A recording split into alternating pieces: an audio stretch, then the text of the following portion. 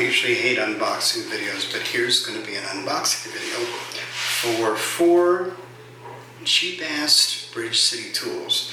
And I say cheap with tongue-in-cheek because there are no such things as cheap Bridge City tools. But I discovered not long ago that they have licensed the manufacture of some of their tools to a Chinese source, and they say they are absolutely the same tools and just as good as their USA-made tools. So I got an order of 4, and I thought it would be good to see what it looks like in the box, coming out of the box, to see really is the quality and the look and whatever up to the Bridge City standards, and talk about the price also. The first thing I got, and I took some of the wrappers off, but I haven't even actually opened anything.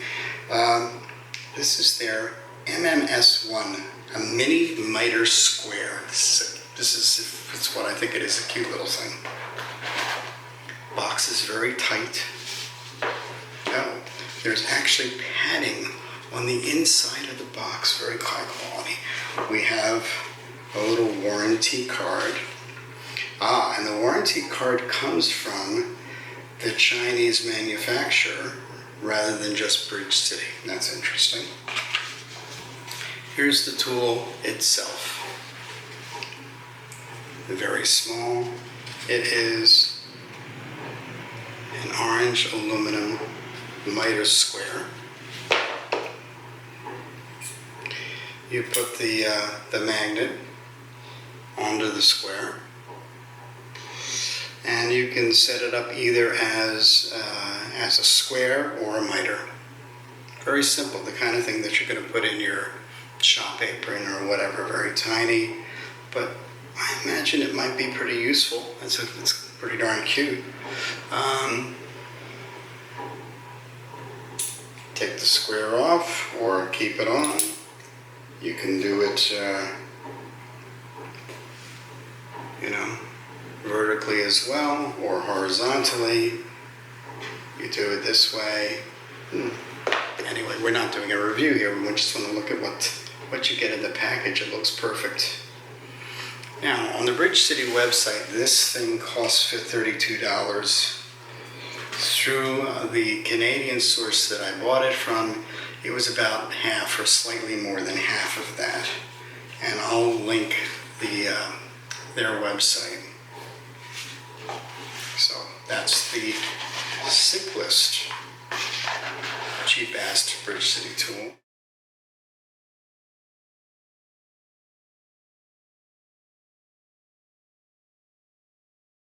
The next thing that we have is their multi-tool. This is the MT2. It's their smaller multi-tool. There's something about Portland that multi-tools are very important. Portland, Oregon Leatherman makes multi-tools out of Portland, and now Bridge City has some multi-tools. There are, unlike the Mini Square, a little instruction set, very little, about general use and maintenance. There we have that. Again, we have the nice foam padding on the top of the box. The tool itself looks pretty. Let's take it out. I have not used one of these before, but I know from what I saw, I assume well, this only proves I don't know how to use it. We'll have to play with this. But again, this is aluminum. And I think there is an 8-to-1 dovetail, a 6-to-1 dovetail, square, saddle square, and then a regular saddle square, as well as somehow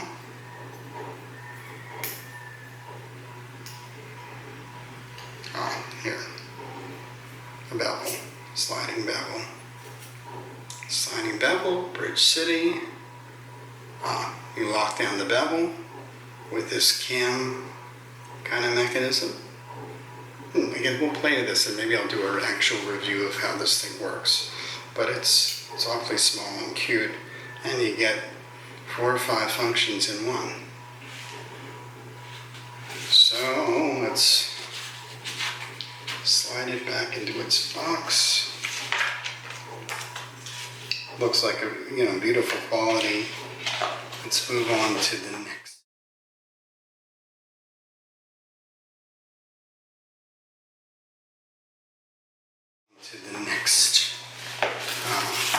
Now we get into something a little bit bigger. This is the TS2 version 2 Tri-Square. Bridge City sort of made their reputation 30 years ago based on their Tri-Squares. The TS2 version 1 had the rosewood and brass. And it was the first square that had been made in a long, long time that they really guaranteed was square. This is an adjustable square as I understand it. Again, the box is very tight.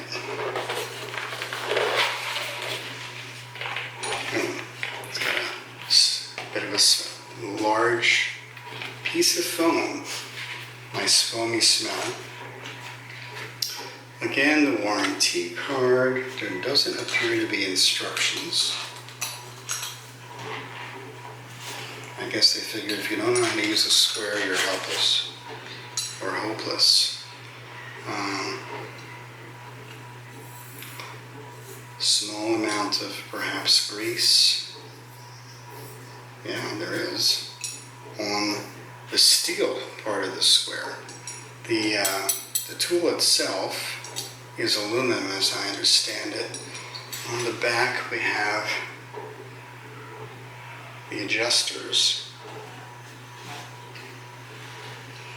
I'm going to check. I'm surprised there's no instructions for how to adjust it.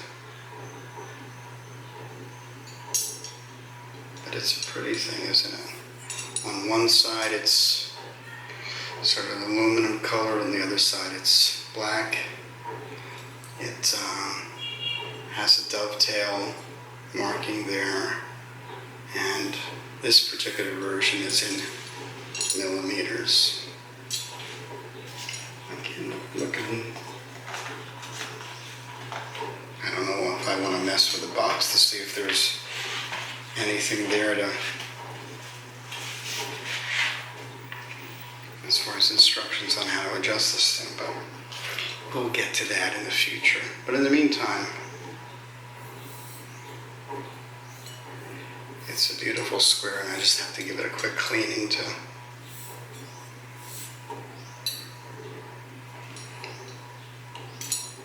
bring it up to speed.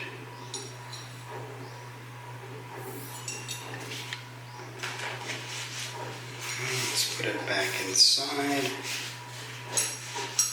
in its little compartment.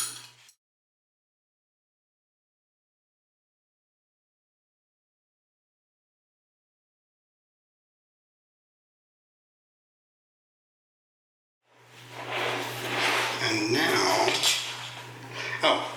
I start talking about prices. The MT2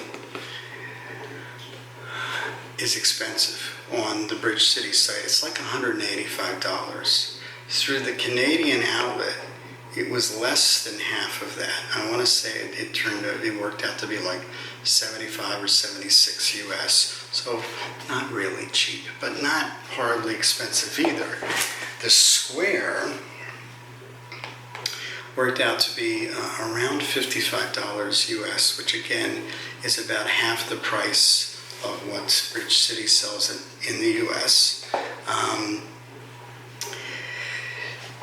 We can debate about the cost or the expense of these tools, but nowadays there are companies that are making squares in the $200 to $300 range, so by that standard, this isn't that bad. I still want to figure out how to adjust it though. Now, this may be the pièce de résistance. for it. So.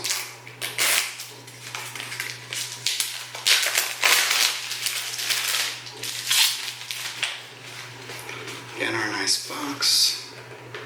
This is, again, these boxes are nice and tight. The HP8 mini block plane. This block plane also comes in their Chopstick Master set. It's deeply recessed into the box. It is beautiful, I can tell. It's just gorgeous.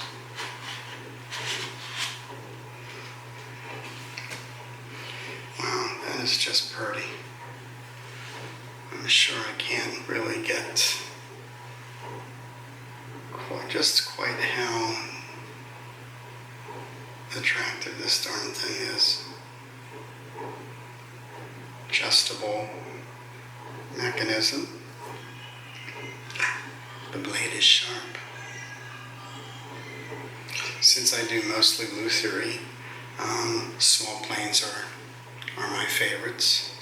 And this one, of course, has the depth skids so that you can set up a piece and plane to the depth. That adjusts that.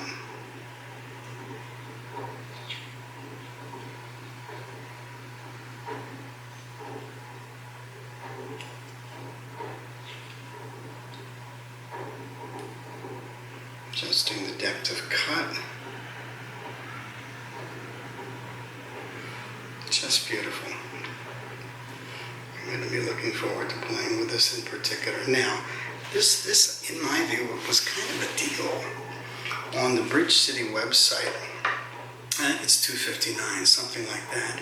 And that's how I got started down this path, because it didn't make sense to me. It was $259 on the Bridge City website, but the Chopstick Master set, which included this, was $200. So I sent them an email. I don't understand. What am I missing here? And they said, oh, the only difference, Dave, is that the Bridge City version is made in the US. The Chopstick Master version is made by a partner in China. It's exactly the same thing. So this plane, rather than being $259, I'm trying to remember, this was like $100 US by the time I'm doing in my head the Canadian dollar to US dollar conversion. It was a little bit over, maybe it was $105. So it's clearly way below half the price of what you would have paid. And we'll play with this. I'll probably do a separate review of this for sure. Put this back in its hermetically sealed box. Get to read the little instructions on the plane iron, the depth skid, and adjusting the depth. Cool. Well, we obviously don't have the same version as made in the United States, but my first impression, other than a little bit of dust and grease, is that they're all four tools are beautifully made. I'll do a follow-up after I played with them a little bit, but I thought you'd like to see them get opened. The boxes are keepers. I can see why people keep the original boxes, because these things are spectacular.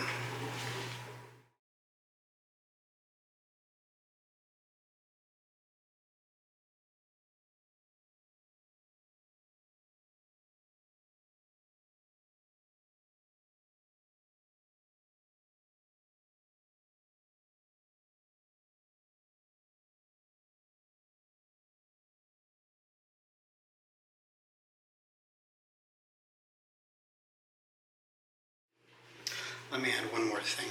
The one thing that is clearly different on these tools is that on the boxes, and in this case on the tool itself, it says officially licensed manufacturer, Harvey Industries Company Limited. So you certainly can tell the difference between the US Bridge City and